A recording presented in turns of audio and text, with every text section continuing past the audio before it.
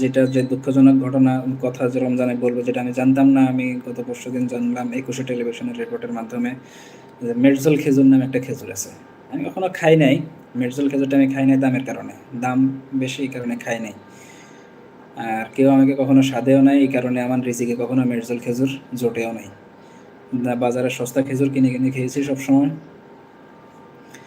২১শে টেলিভিশনের নিউজের মাধ্যমে জানলাম যে মেডজল খেজুর ৬০ থেকে ৭০% মেডজল খেজুর উৎপাদন করে ইসরায়েলিরা। তাও কীভাবে? সেটা হচ্ছে তারা আমাদের ফিলিস্তিনি ভাই বোনদেরকে শহীদ করে, উচ্ছেদ করে যেই জায়গাগুলো দখল করেছে, সেই জায়গায় তারা খেজুর বাগান করে সেখানে আমাদের বন্দি ফিলিস্তিনি ভাই বোনদেরকে জোরপূর্বক সেখানে বিনা পারিশ্রমিকে শ্রমিক হিসেবে কাজ করাচ্ছে।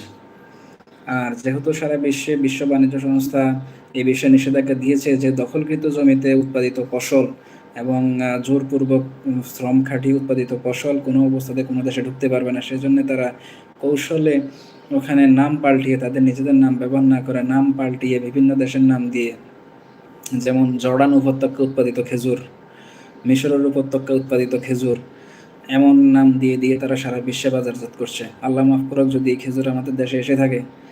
আপনারা মেডজল খেজুর, রমজানে মেডজল খেজুরটাকে আমার পক্ষ থেকে অন্তত আমি ব্যক্তিগতভাবে আপনাদেরকে অনুরোধ করব, আপনারা এই মেডজল খেজুরটাকে বয়কট করুন। কারণ এই মেডজল খেজুরে আমার ফিলিস্তিনি ভাই বোনদের। তামালি আক্তার, আসসালামু আলাইকুম রহমতুল্লাহি বারাকাতুহ। আপা, দয়া করে চ্যানেলটাকে সাবস্ক্রাইব করে দিয়ে পাশে থাকেন, আমার জন্য দোয়া করেন, আল্লাহ আপনাদেরকে উত্তম যাজা দান করুক। এই রমজানে আপনাদের রমজানের রোজাগুলোকে আল্লাহ সঠিকভাবে রাখার তৌফিক দান করুক। যা বলতেছিলাম, এই মেডজল খেজুরে মিশে আছে আমার ফিলিস্তিনি ভাই বোনদের রক্ত।